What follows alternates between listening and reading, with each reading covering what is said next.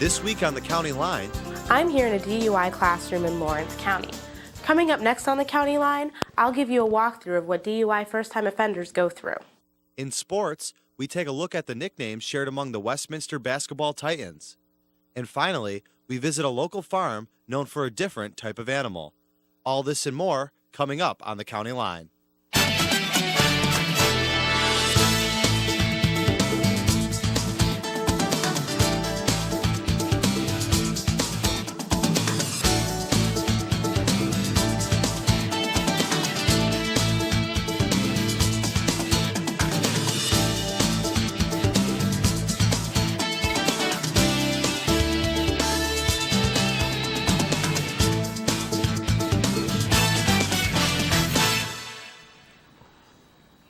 Hello and welcome to the County Line. I'm Connor Kobus. Thanks for joining us. I'm Drew Trifolis.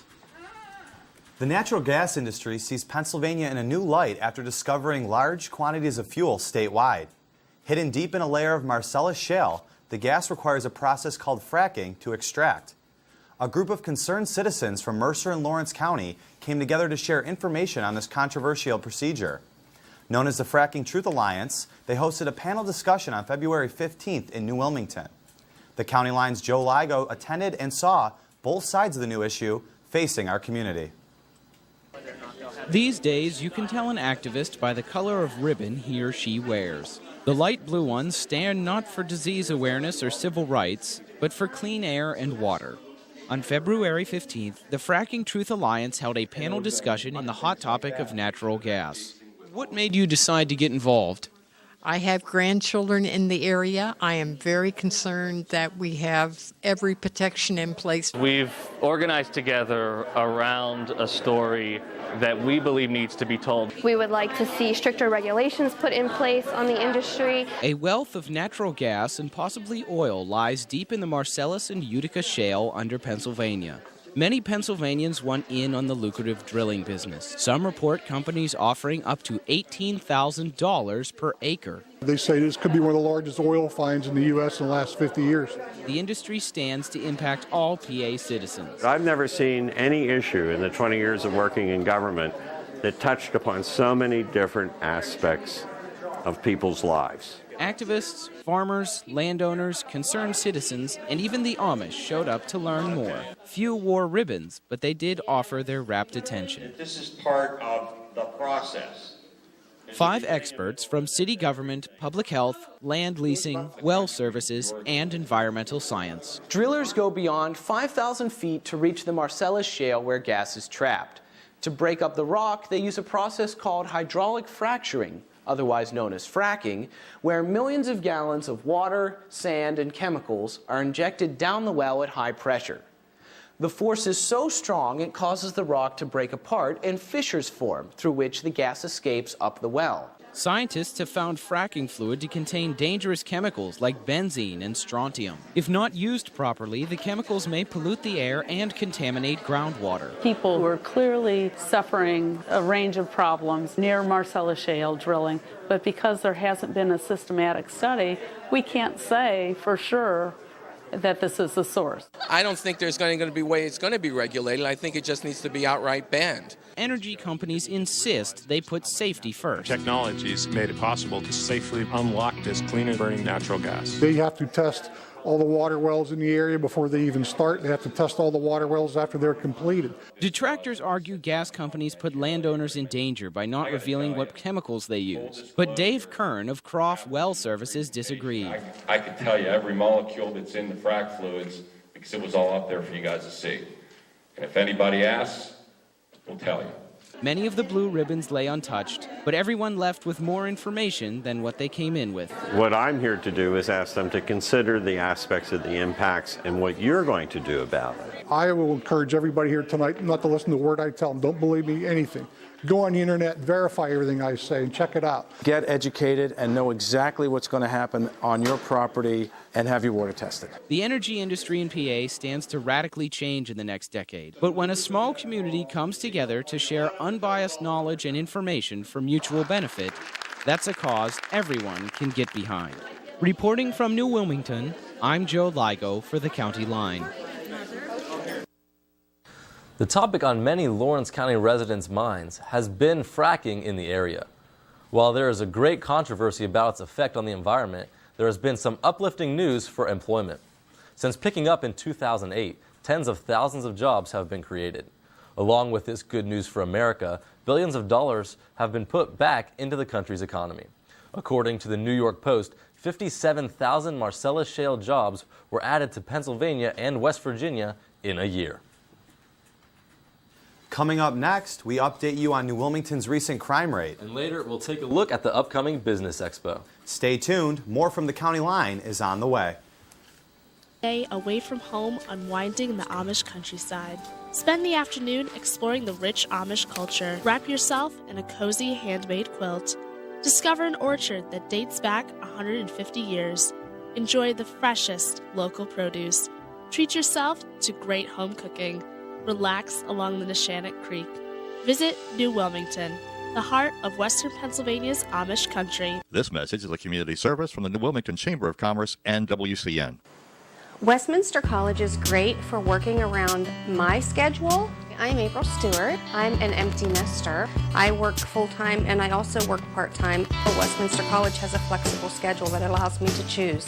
Going to college is not something that I always thought I would be able to do. The flexible schedule at Westminster College has really enabled me to pursue something that I thought would never be able to come true. And so this has been a lifelong dream of mine. Impaired driving is one of the most common dangers on the road. In 2010, 459 people died in alcohol-related crashes in the state of Pennsylvania. After arrests are made and someone is processed, they can end up in DUI programs. The County Line's Ashley Durham takes us on a tour of one of these programs located in Lawrence County. DUI checkpoints are a common thing to see in any area, stopping impaired drivers and protecting the community. The consequences can result in jail time, but that's not the case for everyone. Some are sent to DUI programs like this one in Lawrence County, located in downtown Newcastle. Sorry for the technical difficulties. Newcastle Chief Counsel appointed a new police chief this month. Out of 7 other applicants, Robert A. Salem was sworn in as Newcastle Police Chief on February 9th. He holds a degree in criminal justice from Youngstown State University and began working for Newcastle Police in 1995. Chief Salem has previously worked in the Narcotics Division and also served as a resource officer at Newcastle High School. In the town of New Wilmington, there is a small police force that protects and serves the people.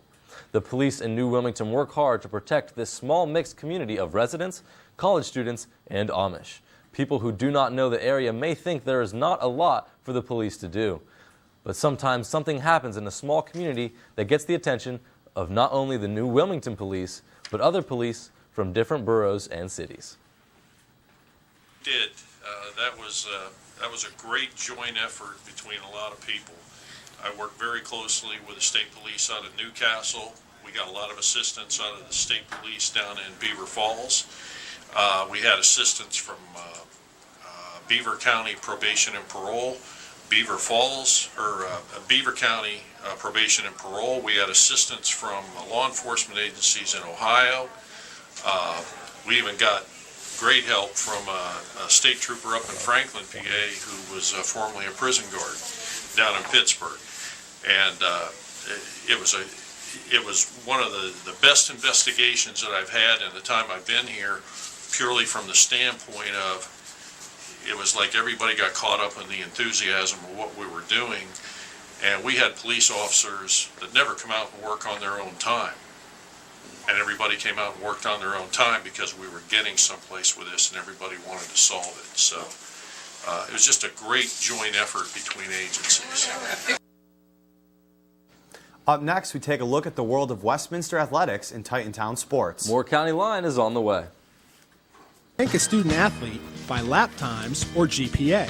Hi, I'm Joe Underko, Executive Director of the President's Athletic Conference, and we say both are important. 10 schools, over 600 student athletes, all on the PAC honor roll, all with GPA 3.6 or higher. PAC athletes are awarded for excellence both on the field and in the classroom. PAC athletes, academically and athletically elite. 89 Titan Radio would like to thank you for making it one of the top 20 college radio stations in America. There's college radio, and then there's Titan Radio, Digital 88.9. The liberal arts work at Westminster College. Westminster graduates have a 96% placement rate. They have developed the skills needed to succeed in any field. That's what makes the liberal arts so powerful and flexible. Experience success the Westminster way. Hello and welcome to Titantown Sports. I'm Kendall Hunter. Let's get straight to this week's action. The Westminster men's basketball regular season has come to an end. This year did not necessarily turn out how the Titans expected. However, through win or lose, the Titans always found ways to have fun. Titantown Sports' Adams Carswell reveals the brotherhood within the locker room. The Westminster men's basketball team has had a new feel this year.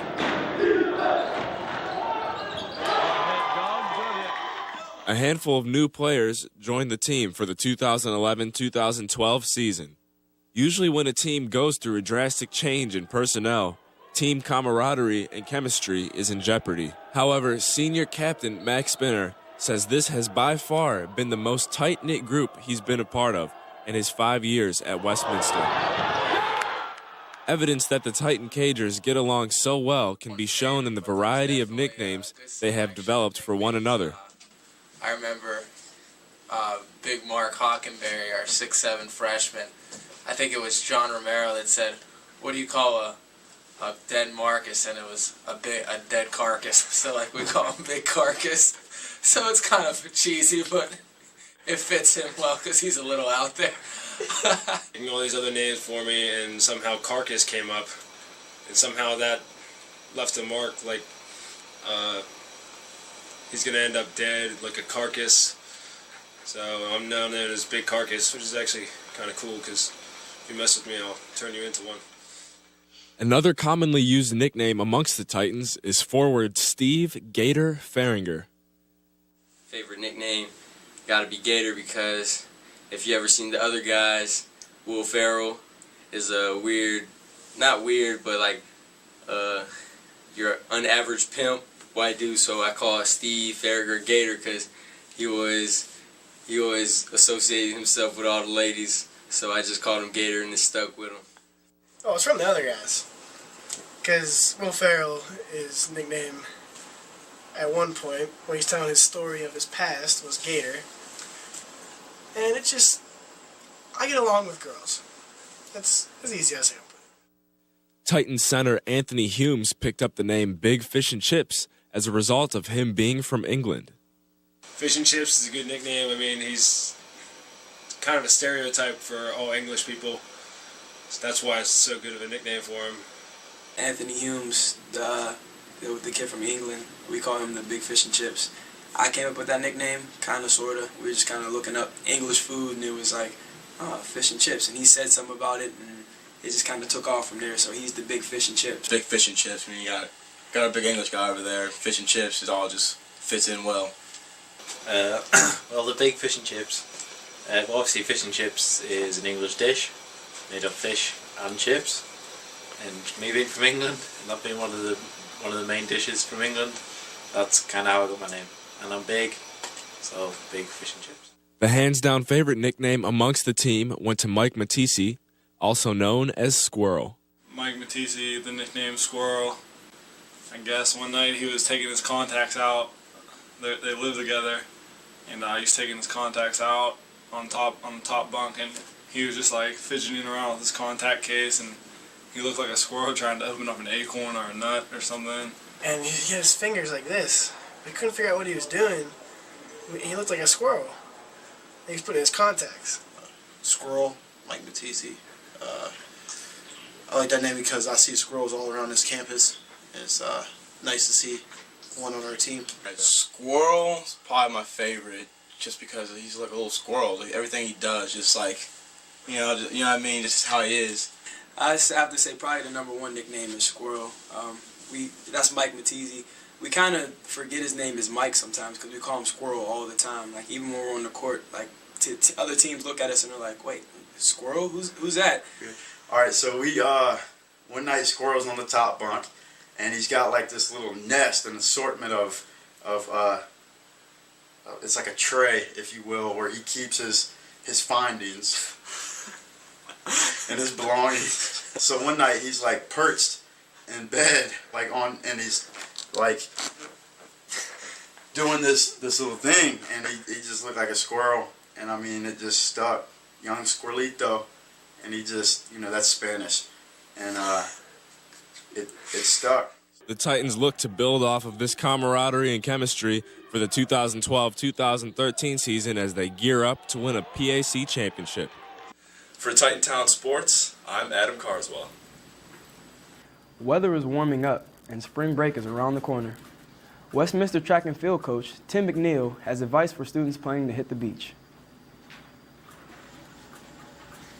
Well, getting in shape for spring break, I think one of the most important things is don't wait. I think a lot of people procrastinate. The weather's bad outside. The nice thing here is here at Westminster, we've got great facilities. The Marge Walker Center down there has plenty of good cardiovascular exercises. The field house has quite a few as well. And I think getting in shape, most important, I think probably people want their bathing suit, body ready workouts. Best thing is the cardiovascular equipment, at least, and I say this, at least 20 minutes, probably 4 times a week would be the best thing to do. You can get on the elliptical, you can get on the exercise bike, even walking on the treadmill is better than sitting around doing nothing and hoping that the pounds will fall off. The other thing you need to think about is proper nutrition. You got to probably have to cut back on some of the desserts and eat a balanced diet. Make sure you're getting plenty of fruits and vegetables, and I think that'll help. It also help with your training, but it'll also help the way you look. So again, the machines down in Marge Walker Center, eating properly, and then as the weather gets a little better, you can get outside and do some stuff, whether it's playing ultimate frisbee, taking a run, playing tennis. The key thing is just to be active, and you should start to see the pounds come away. That's your Titan Town Sports for the week. I'm Kendall Hunter. Now for more County Line.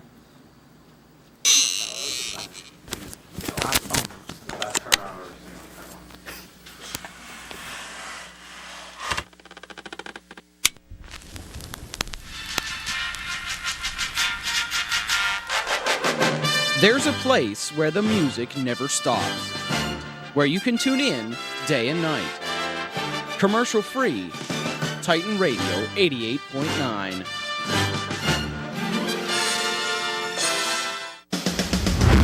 Titan Traverse wants groups of all ages and size to get a grip on leadership skills, swing into teamwork, elevate their flexibility, handle problem solving, and step up the self-confidence.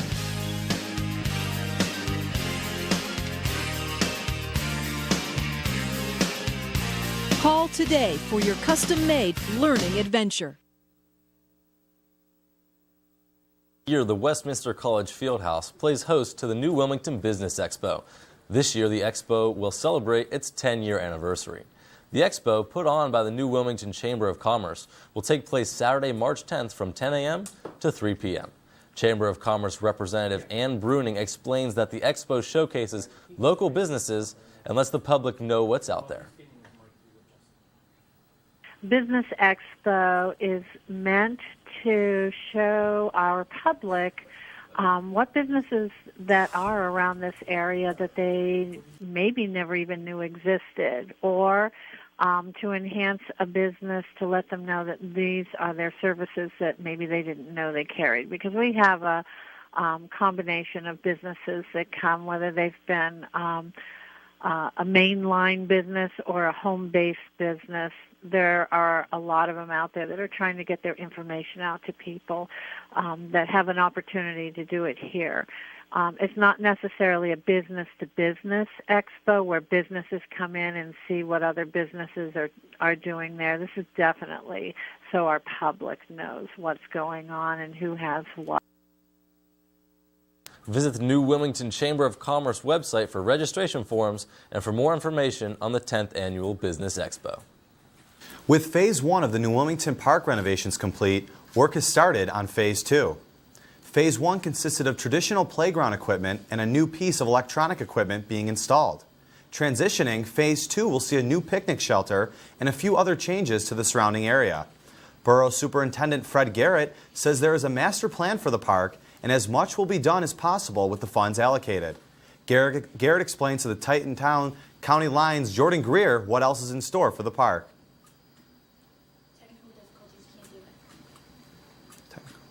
We apologize for the technical difficulties. Up next, we check out a local buffalo farm. Keep tuning in. More County Line is on the way. Can't make it to the game? We've got a solution. Just tune in with The Titan. Watch the Westminster Cable Network or visit WCNLive.com. Don't forget to tune in with The Titan.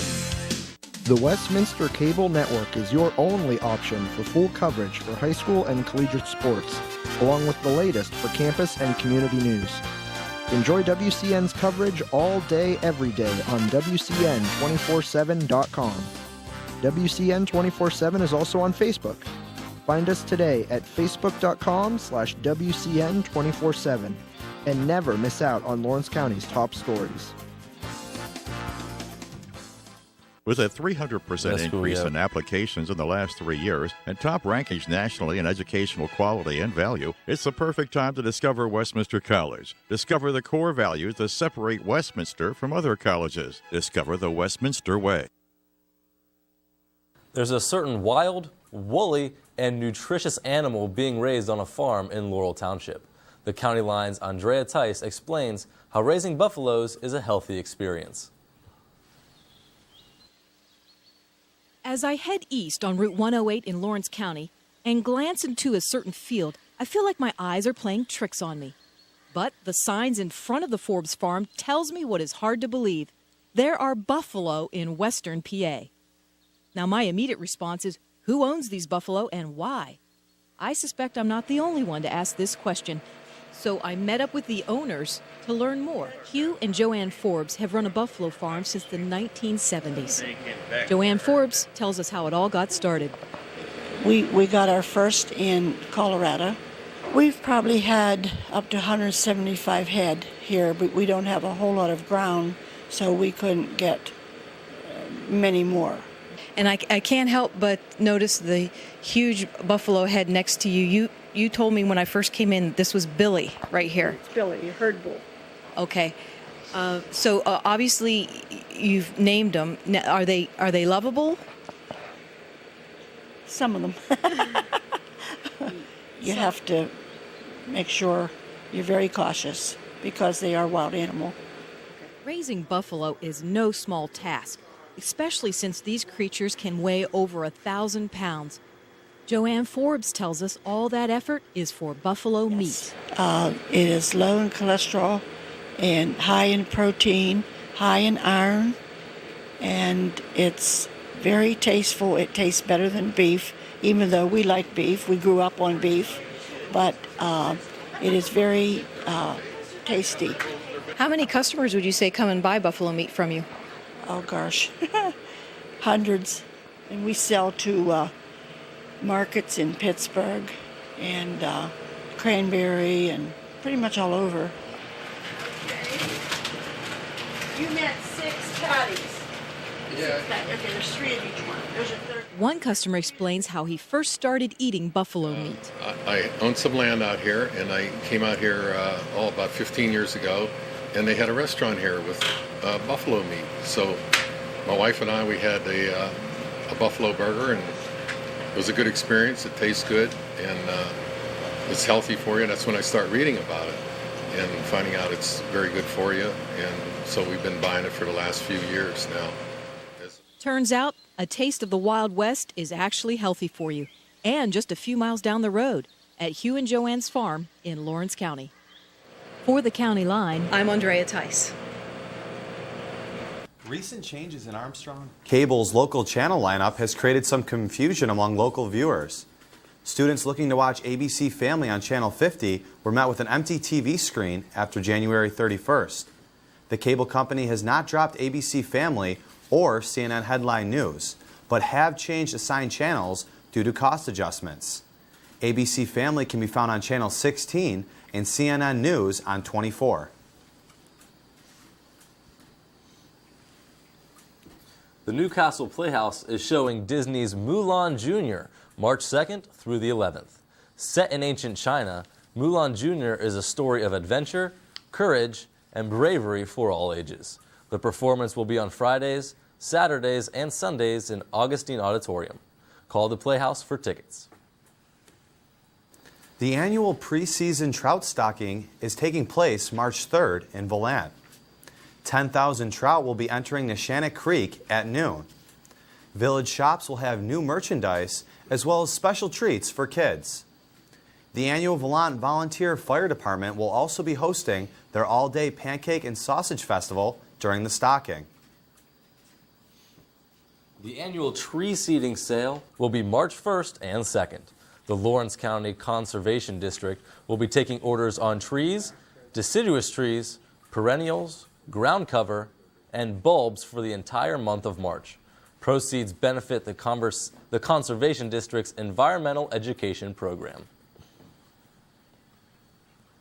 That's it for us here at the County Line. Be sure to log on to WCN247.com for all your local campus and community news. And be sure to join us again next week for another edition of the County Line. Goodbye. Goodbye.